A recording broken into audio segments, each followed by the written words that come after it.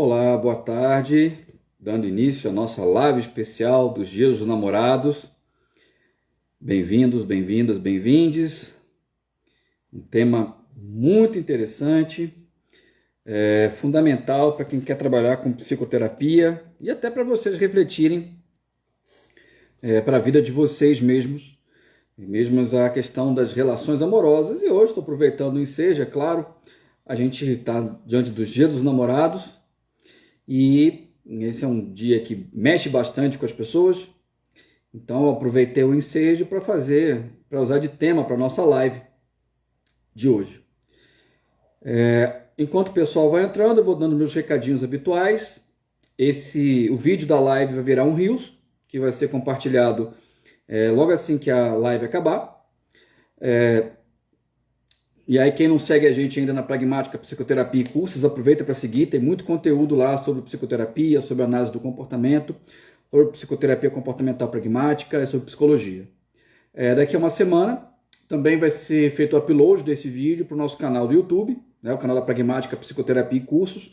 Se você não está inscrito, se inscreva lá no nosso canal e tenha acesso, e receba notificações dos vídeos que a gente está colocando aí toda semana, às vezes mais de um por semana. Então, aguardo vocês lá no nosse canal. Lembre de marcar as sinalizações para você ser notificado quando aparecerem novos vídeos no nosso canal. O da semana passada, fala José, boa tarde. O da semana passada vai ser feito o upload dele aí por esses dias. Tá? Então vamos, sem mais delongas, falar sobre relações amorosas, e seu papel na psicoterapia. Esse é um dos temas mais comuns em psicoterapia. É muito raro você ver algum terapeutizando que não passe por alguma queixa amorosa ao longo do tratamento. Mesmo que hoje em dia talvez não seja mais a queixa tão comum como era alguns anos atrás, a queixa inicial, mas nós vemos muitos terapeutizandos procurando terapia justamente para tratar de uma queixa amorosa. E ainda que não seja a queixa inicial, é uma queixa que acaba surgindo ao longo do processo terapêutico. Então fica muito difícil alguém atender no consultório sem entender um pouquinho do que está por trás das variáveis de controle dos comportamentos envolvidos nas relações amorosas, nas relações afetivas. Isso é particularmente relevante para a nossa cultura sul-americana, em que as relações afetivas ou relações amorosas, ela é muito importante. E nós veremos os temas mais diversos, como insegurança, ciúme, traição, possessividade, terapia de casal, comunicação, contratos, perdão, traição, até violência doméstica e, no caso mais grave, feminicídio, por exemplo, que é o caso mais grave, muito mais triste. E tudo isso tem a ver com relações afetivas, relações amorosas. O primeiro ponto que a gente tem que entender é que relações implicam interações entre duas ou mais pessoas. E, obviamente, como o comportamento de um afeta o comportamento do outro e vice-versa, e nós não temos um controle absoluto sobre o comportamento da outra pessoa, é óbvio que nós teremos uma... Estamos poetas hoje, né, ô José? Tudo sofre, tudo crê, tudo espera, tudo suporta. Pois é, então como nós não temos controle absoluto sobre o comportamento da outra pessoa com a qual a gente se relaciona, o que controla o comportamento dela não é necessariamente a mesma variável que controla o nosso comportamento, nós teremos uma série de conflitos. E não falando conflitos explícitos de discussões, mas, enfim, de relações desencontradas em dado momento. E isso é uma fonte inesgotável de sofrimento, que levam as pessoas a procurar terapia. Então eu vou começar logo por um aspecto que é muito fundamental na psicoterapia comportamental pragmática, que é o aspecto cultural. Em nossa cultura, o sucesso nas relações... Oi Lara, bem-vinda. Boa tarde para você também. Então, na nossa cultura, o sucesso nas relações amorosas é correlacionado com o nosso valor como pessoas que é socialmente atribuído. Em outras palavras, pessoas que têm sucesso na sua vida amorosa são pessoas que, teoricamente, são melhores do que as outras. Competições, criadas, não são competições verdadeiras, do tipo que não dão medalhas nem troféus literais, mas são espécies de microcompetições com pessoas, com nossos pares. Bem, e aí nós começamos a ter mais uma questão importante para a gente entender as relações amorosas. O critério de sucesso numa relação amorosa para um homem é diferente do critério de relação amorosa para a mulher. Isso não é biológico, isso é cultural. Ou seja, a cultura estabelece que homens bem-sucedidos, se eles fizerem e conseguirem A, B, C ou D, eles terão sucesso nas suas vidas amorosas. E eles valem mais do que os homens que não conseguem essas mesmas coisas. Paralelamente, já para as mulheres, isso também é cultural, a nossa cultura machista, que tem papéis divergentes entre homens e mulheres. O que é considerado como sucesso para elas é F, G, H. Ou seja, são coisas diferentes. Tá? Então, de uma maneira bem rasa, homens, principalmente até os seus 35, 40 anos, ele vai ser considerado bem-sucedido pela quantidade de parceiras que ele conseguir levar para a cama e principalmente se essas parceiras forem desejáveis para os seus pares, ou seja, se forem mulheres que os outros amigos também gostariam de fazer o mesmo. Tá? Então, isso é uma generalização, tá, gente? É óbvio que há exceções, eu estou falando do padrão, certo? Da mesma maneira, na nossa cultura, uma mulher será considerada bem-sucedida quanto mais cedo possível, por volta dos 20 e poucos anos, ela conseguir casar, ter filhos e por aí vai, né? Construir patrimônio, coisas do gênero. Então, nós temos aí critérios distintos de sucesso na vida amorosa. Ou seja, uma mulher vai ser valorizada, vai ser vista como uma mulher de valor para a nossa cultura machista, caso ela, por volta dos seus 25 anos, ela case, ela tenha filhos, né, ela construa um patrimônio, viva aquela vida de propaganda de margarina. Por outro lado, para o homem, na nossa cultura também machista, o homem ele vai ser considerado um homem de valor, melhor do que os demais, caso ele já tenha levado várias parceiras para a cama e coisas do gênero, certo? E aí, obviamente, como o que controla, de modo geral, novamente, que controla o comportamento de homens e mulheres são variáveis distintas, nós teremos problemas. Justamente como costumo dizer, esse conflito entre contingências. Porque, por exemplo, nós podemos ter um homem que ele se interessou por uma mulher, por exemplo, que os amigos dele não acham nem um pouco atraente, mas ele acha atraente. Ele se diverte com essa mulher, ele gosta de ficar na presença dela, ele gosta das carícias dela, eles têm gostos em comum e coisas do gênero. E ao invés de ele, como seus amigos preferirem o comportamento promíscuo, ele acaba se relacionando com essas mulheres, com essa mulher específica. O que vai acontecer? O comportamento dele vai começar a ser punido pelos seus pares, ou não reforçado, ou meramente não reforçado. E isso claramente vai cercear a liberdade dessa pessoa. Ou seja, ele não vai, de certa maneira, poder viver a relação que ele gostaria de viver, porque o comportamento dele vai estar sob o controle desses determinantes culturais. Então, em muitos momentos, você vai ver um homem que vai abrir mão de várias relações que seriam maravilhosas, que o fariam muito feliz por muito tempo, muito sob o controle daquilo que é valorizado pelos seus pais. Então, por exemplo, ele está namorando com uma moça e, sei lá, outra moça com uma aparência mais compatível com os padrões culturalmente impostos de beleza começa a flertar com ele. Então, nesse caso, esse homem, de certa maneira, por essa pressão cultural, ele colocaria em risco a sua relação estável, justamente sob o controle dos reforçadores que ele entraria em contato ao conseguir iniciar uma relação com essa nova moça que está de acordo com os padrões culturalmente impostos de beleza, por exemplo. Tá? Então, nós estamos falando de uma liberdade que está sendo cerceada. É muito provável que você receba esse cara no seu consultório, ele lá com seus 30 e poucos anos, ele fala assim, olha, eu me sinto vazio, né? Eu não tenho problemas para ter relações com mulheres, eu tenho uns esquemas aqui, uns esquemas ali e tal, mas me falta alguma coisa. Então é uma queixa muito comum. Do lado feminino, por sua vez, nós vamos ter muitas queixas de mulheres que, por exemplo, casaram com um suposto príncipe encantado, mas que para elas ele é um chato, por assim dizer.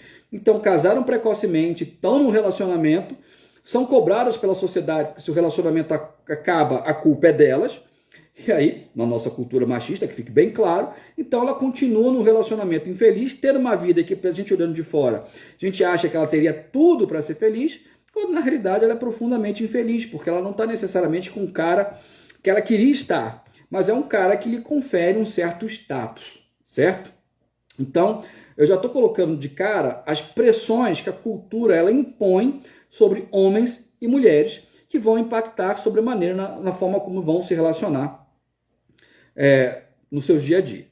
Eu falei de pessoas que, de certa maneira, conseguiram se adequar aos padrões culturalmente impostos. Mas o que é mais comum a gente receber em terapia são pessoas que não conseguiram se adaptar aos padrões culturalmente impostos. Então, é um homem que ele não tem o mesmo desempenho, pelo menos na adolescência, que seus amigos, por exemplo, em conseguir esses troféus, por assim dizer, e isso vai trazer uma série de questões. Então, por exemplo, ele pode começar um relacionamento com alguém, mas tão pressionado por atingir esse padrão do que é esperado de um homem, ele pode desenvolver um comportamento promíscuo, por exemplo, colocando em risco essa relação que ele está. Ou pior, ele pode ter muita dificuldade em iniciar relacionamentos porque, de fato, ele, é o que nós vamos dizer cotidianamente, ele vai desenvolver o que a gente chama de uma baixa autoestima, que em termos comportamentais quer dizer simplesmente que, se ele for prever o sucesso dele nas relações amorosas, ele vai fazer previsões muito pessimistas. E, além disso, a tendência é não se expor a situações. É evitar situações em que ele possa sofrer rejeições. Então, se ele sofreu rejeições no passado, ele pode simplesmente começar a emitir respostas de esquiva das mais diversas, justamente para não entrar em contato com novas rejeições. Do lado feminino, nós temos vários casos, muito difícil alguém que nunca tenha atendido um caso assim, de uma mulher dos seus 30 e poucos anos, ou perto dos 30 anos, que fica tentando iniciar um relacionamento afetivo e tem muita dificuldade. Simplesmente, ela está buscando um relacionamento estável, sendo que ela está procurando em um contexto em que as outras pessoas buscam relacionamentos muito mais efêmeros. E, obviamente, a frustração é inevitável. E aí, como elas não conseguiram até aquela idade, né, só para vocês terem uma ideia de como é que a nossa cultura é cruel com as mulheres, né? Se elas não conseguiram até aquela idade atingir esse critério culturalmente imposto de sucesso, elas estão numa pressão absurda.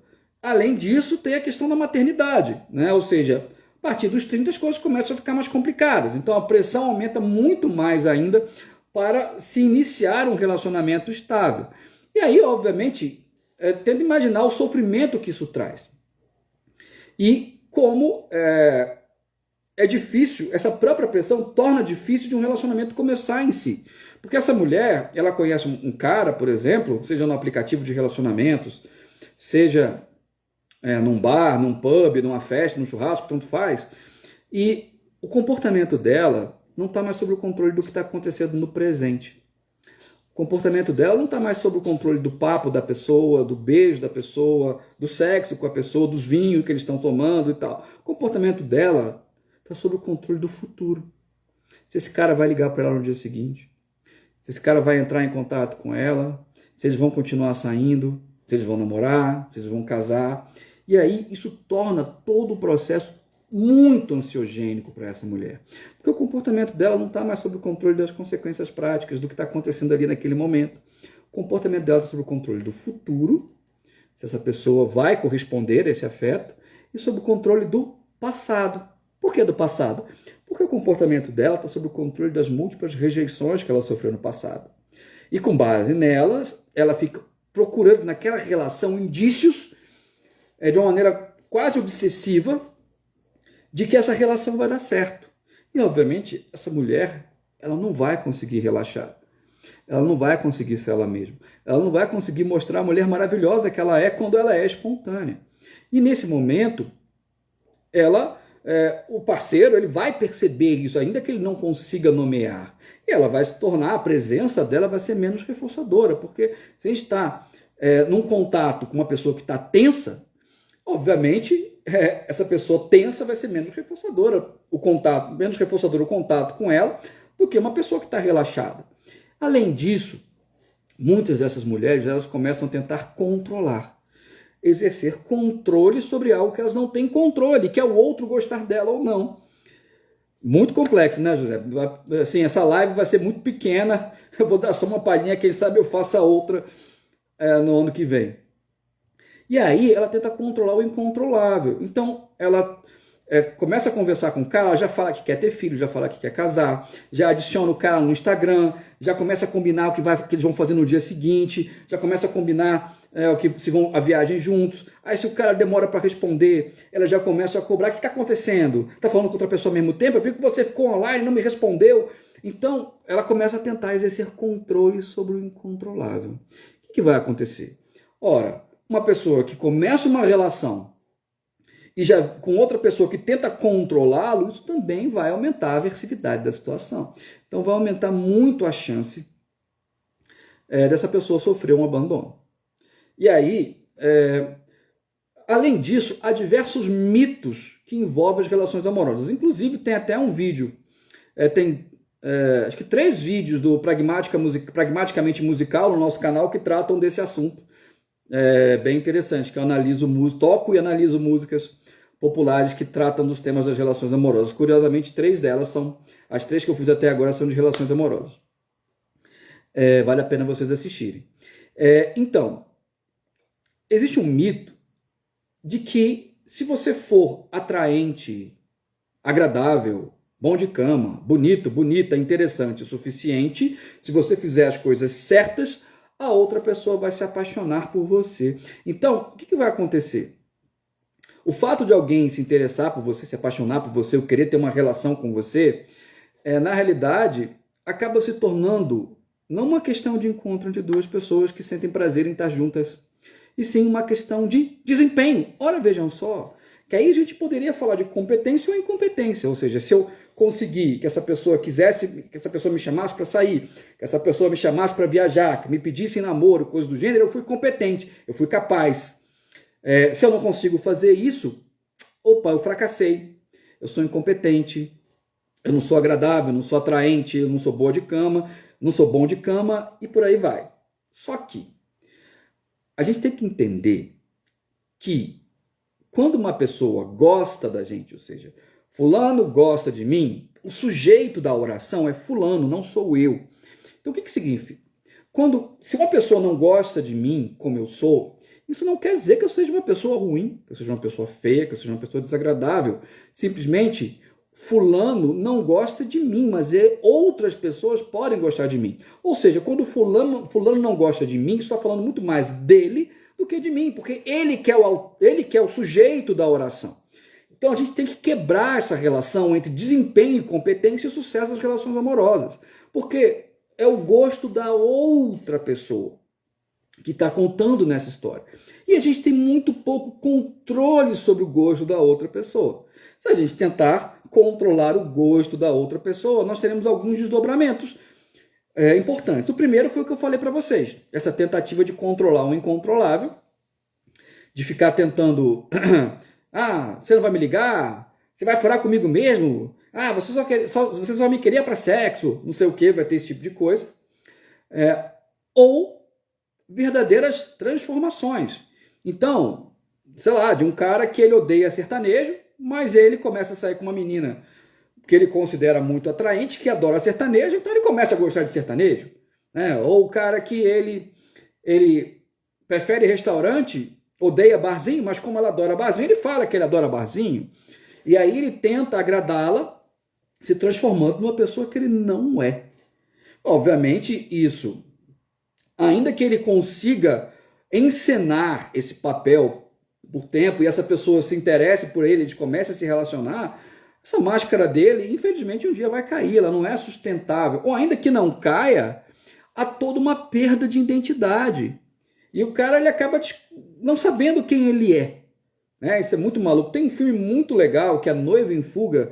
Eu já citei, quem já assistiu aula minha e tal, já deve ter me visto falar sobre esse filme.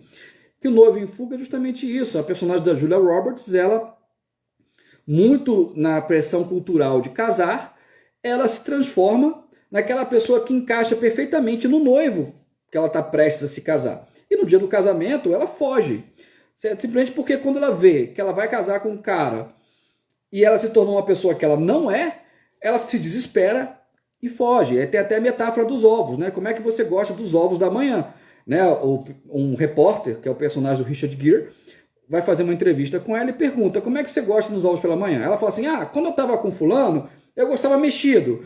Quando eu estava com Beltrano, eu gostava dele estelado. Quando eu estava com não sei quem, eu gostava dele cozido. Mas e você mesmo, como você gosta? Ela não sabe. Que essa perda da identidade quando a gente vive em função de agradar ou corresponder à expectativa da outra pessoa. E, obviamente, isso é muito perigoso. Primeiro, porque ainda que você tente agradar ao máximo, você pode não conseguir agradar ao máximo, porque o gosto é da outra pessoa. Além disso, você vai ter essa questão que eu estou falando da perda da identidade, você deixar de saber quem você é. Saber de que banda que você gosta, de que tipo de rolê você gosta de fazer, de para onde você gosta de viajar, né? E por fim, quando esse relacionamento acaba, o que é muito comum, essa pessoa está completamente perdida, né? Eu já atendi uma terapeuta e falou assim: eu achei por 5 anos que eu adorava Pink Floyd e fazer rapel, e eu odeio essas duas coisas. Né? Agora que eu estou sozinho, me deparei com essa realidade. Só que meramente saber que eu odeio Pink Floyd e fazer rapel não me diz o que eu gosto, o que eu gosto de ouvir, ou que atividade eu gosto de fazer. E a psicoterapia, na realidade, ela vai implicar numa descoberta do que essa pessoa gosta, porque ela viveu tanto nessa pressão cultural de ter um sucesso nas relações afetivas que ela acabou se descaracterizando como pessoa. E o nível de autoconhecimento é extremo, no sentido que a pessoa não consegue nem descobrir quem ela é. Tá? Continuando, a nossa cultura ela é muito opressiva no dia de hoje. Então as pessoas que não conseguiram se adaptar a esse critério de sucesso cultural que eu estava falando para vocês nesse momento, esse dia é um dia de muito sofrimento. É um dia de muito desgaste, que a pessoa para lá, olha para os casais, propaganda na televisão é só de coisa de casal, passa nos restaurantes, nos bares, está tudo lotado de casalzinho, coisas do gênero, e ela se compara com essas pessoas. É óbvio que ela vai se sentir muito mal. Ela vê essas postagens no Instagram, agora as redes sociais deixa tudo muito mais nevrálgico, né? Essas postagens aí no Instagram de casais felizes e fotos com girassol e tal. Enfim, isso vai gerar um sofrimento muito grande. E o que a gente tem que entender, ajudar os terapeutas a entender, que há uma pressão comercial para esse dia.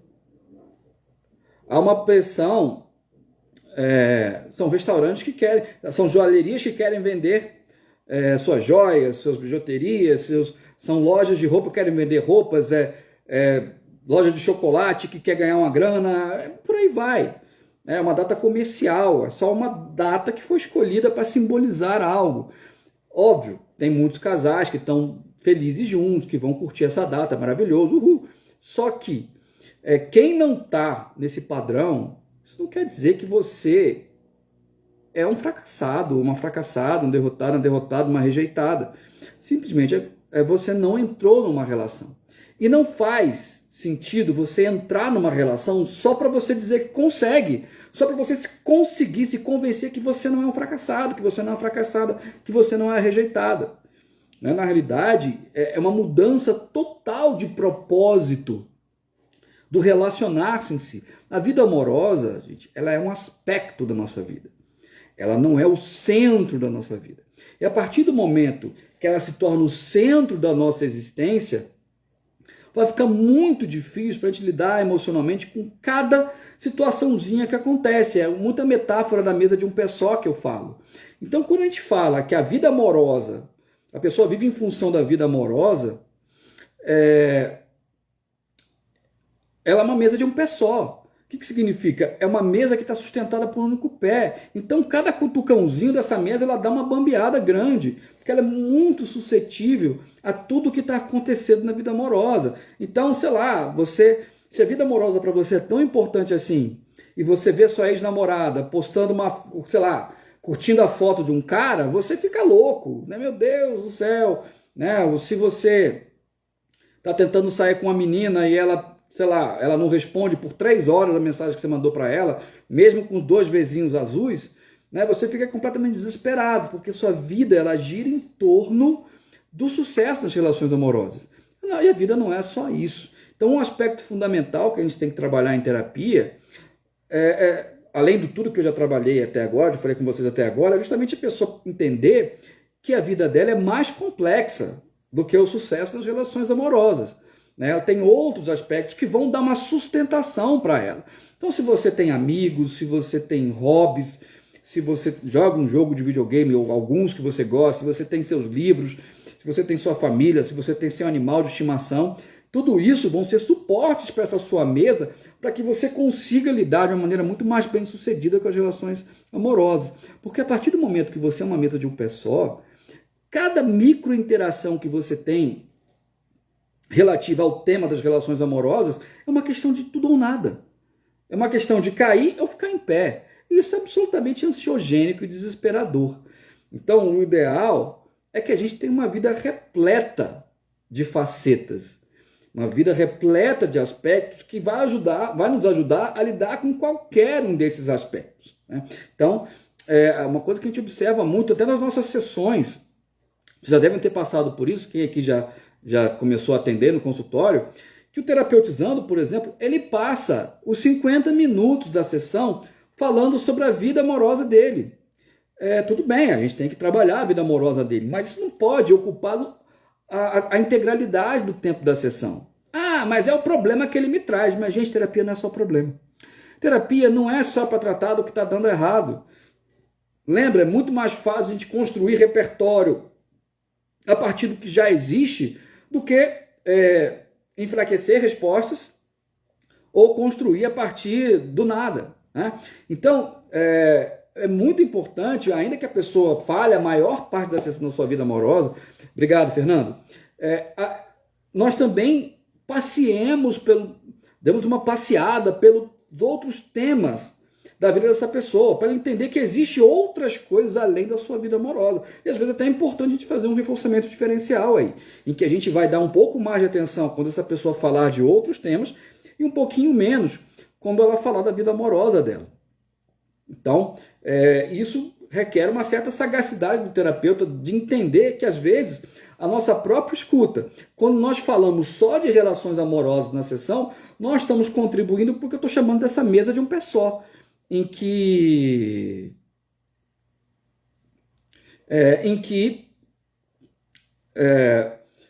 a vida dessa pessoa tem outras coisas que podem funcionar e dar essa sustentação. Na realidade, a ideia da gente se relacionar com outras pessoas, parabéns aí ao Bodas de Pinho, José e Maria, 32 anos de casados, estou orgulhoso. Então, a ideia de você se relacionar é simplesmente de que conviver com essa pessoa afetivamente, isso vai te tornar mais feliz, vai te produzir, vou remetendo à live que eu fiz aí há umas 2, 3 semanas atrás, em que isso vai te proporcionar momentos felizes, em que você vai ter uma pessoa para discutir uma série, vai ter uma pessoa para te fazer um cafuné, vai ter uma pessoa para assistir um filme contigo, ouvir uma música, transar, fazer carinho. Os pais dela são maneiros, os seus pais ela gosta também. Então, ou seja, a presença de uma pessoa na sua vida é para simplesmente maximizar, aumentar a frequência de momentos felizes, momentos prazerosos. Né? E não simplesmente um selo de qualidade como pessoa, como a gente acaba sendo pressionado a acreditar. Então, a ideia de uma psicoterapia para trabalhar essa questão é justamente para quebrar esses mitos. Por exemplo, a relação entre estar num relacionamento afetivo e felicidade. Ora, não há uma relação direta entre estar num relacionamento afetivo e felicidade. Uma pessoa pode estar num relacionamento afetivo e ser profundamente infeliz. Uma pessoa pode estar solteira e estar muito feliz. Eu já fiz isso com vários terapeutas meus que, não consigo ninguém, ninguém quer um relacionamento estável, não sei o que, que merda minha vida. E quando eu comecei a ver a vida da pessoa e avaliar a frequência com a qual ela tinha momentos prazerosos e felizes e tal, ela concluiu, não, minha vida não é tão ruim assim. Minha vida não é um caos porque eu não estou namorando ninguém. Talvez se eu namorar alguém, isso agregue de alguma maneira, eu seja mais feliz, eu tenha mais momentos felizes.